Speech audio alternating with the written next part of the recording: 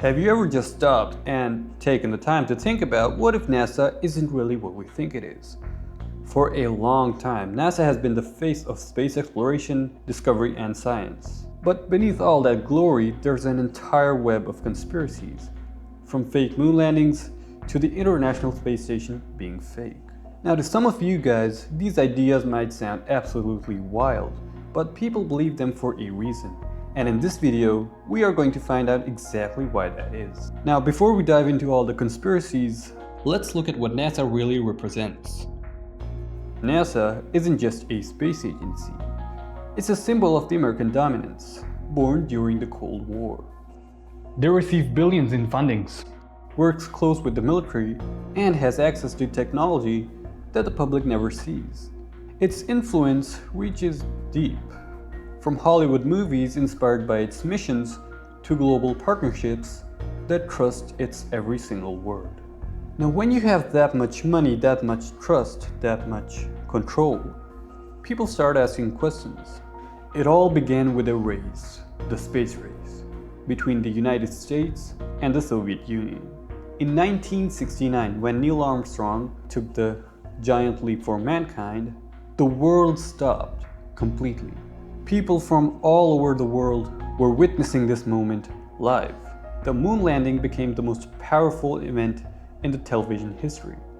NASA had officially won the race, and in doing so, it won the hearts of billions. Since then, every photo of Earth, every Mars rover, and every new telescope discovery has built NASA's reputation as humanity's ultimate power. But as NASA's image grew, so did the doubts. NASA's story starts in 1958, when the US government created it out of fear-drive of falling behind the Soviet Union. Many of its scientists came from military backgrounds, even from post-World War II rocket programs. So from day one, NASA wasn't just about space exploration. It was about strategy, power, and global image.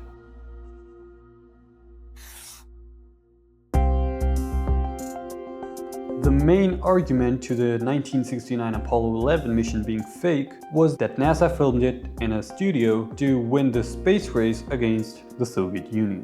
Skeptics, including the people all over social media, point out to the waving flag, despite the moon having no atmosphere.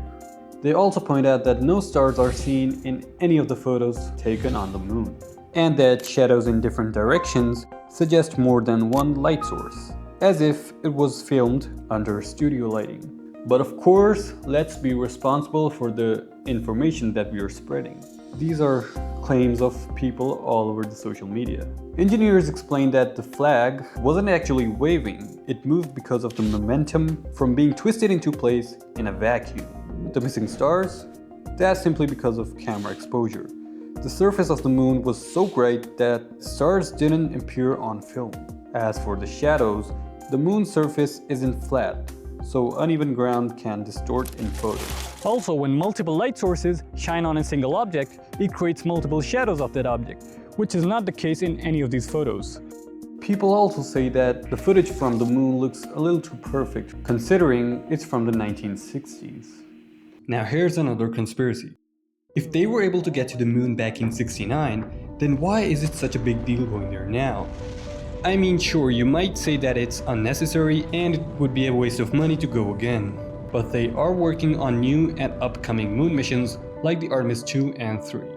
After watching a lot of NASA's own documentaries about them, I couldn't help but think about small details like, why are they making such a big deal out of the heat shield that goes under the capsule? They did have it back in the day, right? So why is it so serious now? Now obviously, since so many people have seen the Saturn V rocket launch with their own eyes, they would have a hard time believing any of this. But there's a chance that after the launch, the unmanned third stage didn't actually go to the moon. It just orbited Earth or went far away, never to return. Now hold on there, before you space nerds go rushing the comments, let's also look at the evidence that goes against these points. It is said that the Apollo missions would be far below the safety standards of what we have today. The rockets had countless problems and the process was rushed, just to win the race. So now they had to start from scratch to make the mission as safe as possible. Also, NASA's budget back then was $27.5 billion in today's money, compared to the expected $19 billion of 2026, the year that the Artemis 2 is scheduled for launch. So things aren't the same anymore. So far, we've discussed the technical elements that go into this entire thing, but now the two clips that you're about to see might be the ultimate deal breaker. Listen closely. Mr. Armstrong, Bart Sibrel, ABC Digital. Wanted to give you the opportunity to swear on the Bible that you walked on the moon. Will you put your left hand on the Bible and swear to God that you walked on the moon? Gentlemen. Mr. Sibrel. Yes? If you really walked on the moon, why would you not do that? So why don't you just put the end to the record in the argument and put your hand on the Bible, swear to God you walked on the moon. Mr. Sibrel, knowing you, that's probably a fake Bible. Really? Well, no, it's a real Bible. You have the opportunity to have $5,000. The meeting is not open. Well, you have $5,000 cash. You can give it to charity if you swear on the Bible that you walked on the moon. Please I have give the it to tape. charity. It'd be fine. Why don't you swear to... Why not? Why won't you do it? So why don't you put your hand on the Bible and swear to God that you walked on the moon? Mr. Sibrel has made a fool of himself in front of the world. Mr. Sibrel, you do not deserve answers. Why has nobody been to the moon in such a long time?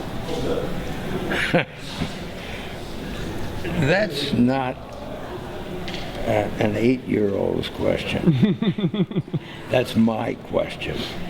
I want to know, but I think I know.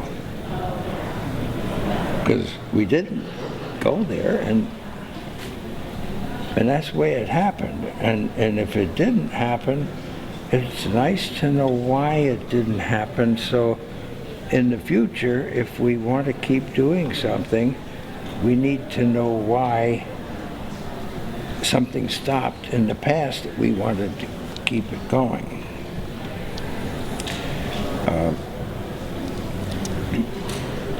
Money is a good thing. The first clip is absolutely, well, self-explanatory. Some people think that he might have dodged it because he wasn't religious. But let's say even if he wasn't religious, he still would have put his hands on the Bible to not make it seem fake. Cause why wouldn't he? Other than that, his reaction and facial expressions say a little too much. About the second clip, the defenders say that Buzz Aldrin was talking about the new missions that were supposed to happen but didn't. Not Apollo 11. Also, it is said that Neil Armstrong avoided getting involved in too many interviews and conferences just because he didn't want to lie. So, was the moon landing fake?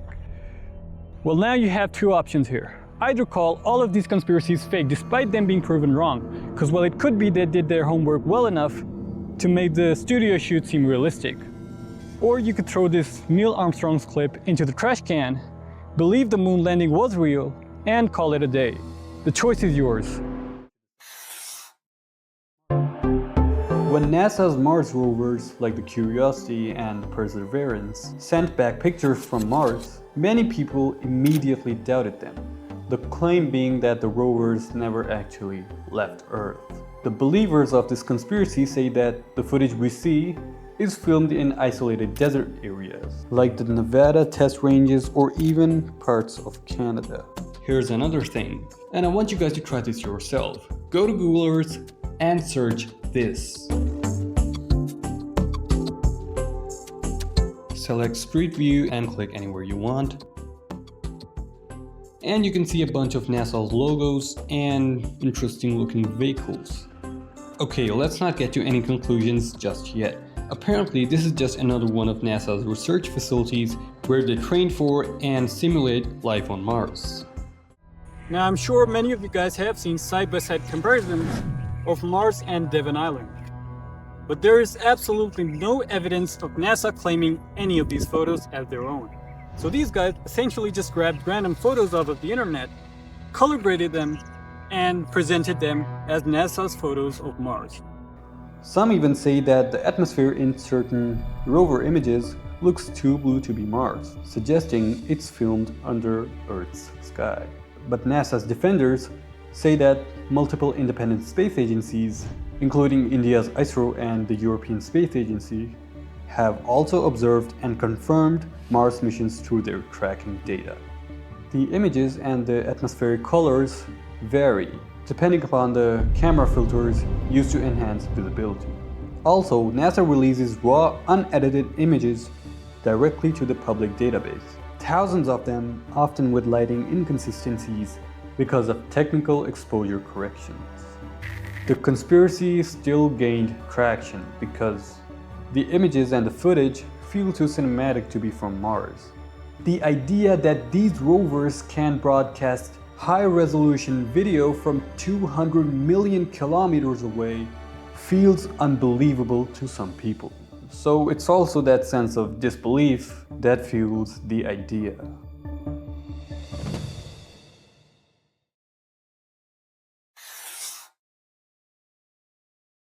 Now, here's the most modern conspiracy.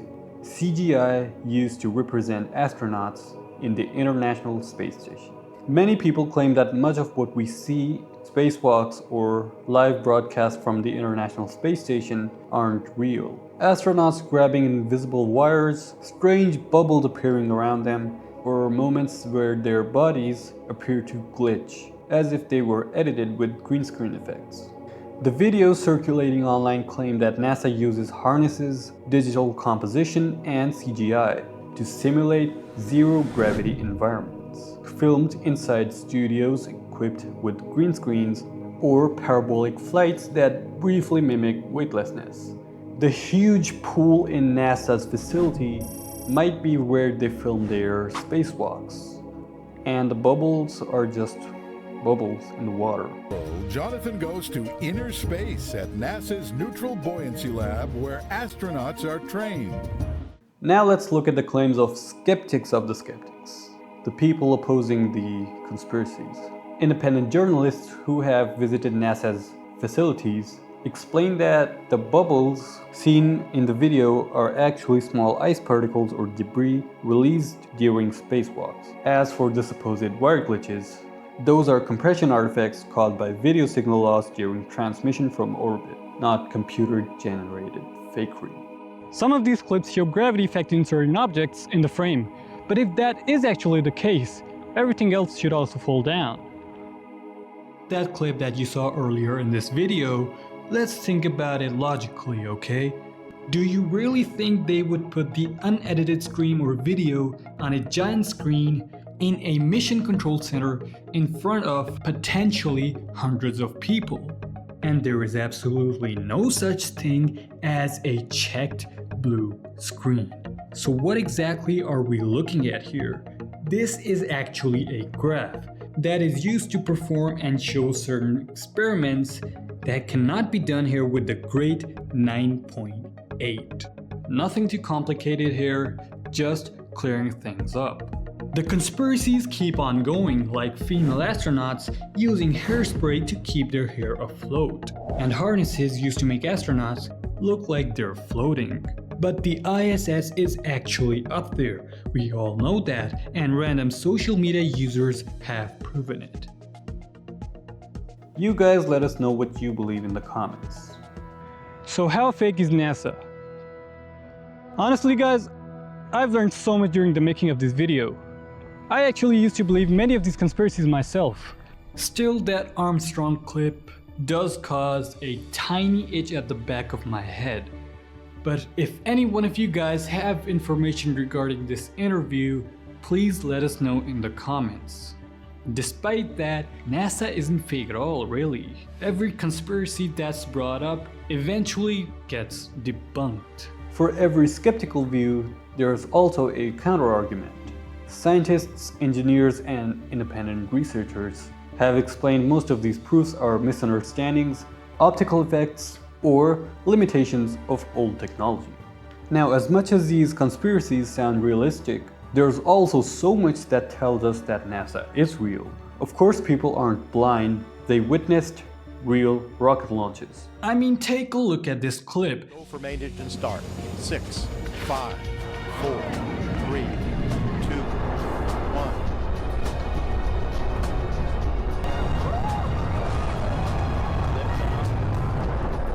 Lift off of Space Shuttle Atlantis.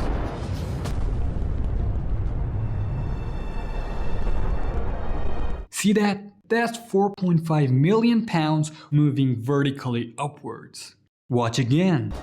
Here's a human for reference. Come on, guys. And of course, the people who work in NASA, like Mark Rover, make us believe that there's absolutely nothing wrong with NASA. NASA's facilities are worth billions of dollars. They wouldn't just launch expensive rockets just to show the world. Because maybe the real giant leap for mankind isn't landing on the moon. It's learning how to question everything and still stay open to the truth. Stay safe. Thank you for watching.